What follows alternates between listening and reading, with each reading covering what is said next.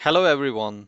If I want to insert calendar within my worksheet, so I need to go to developer tab. If I don't have developer tab, just right click here, customize the ribbon. A window will pop up. Then you can see from here, you can active the developer tab option, press OK. And now the developer tab has been added. Go to developer tab, then add-ins. And from here, you can search the calendar if you don't have in your add-in already.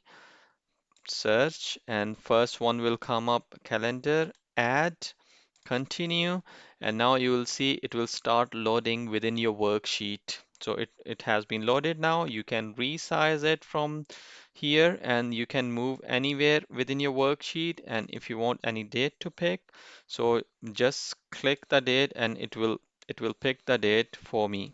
This one. And there are different options here as well. You can use those options. This is a simple method to insert calendar.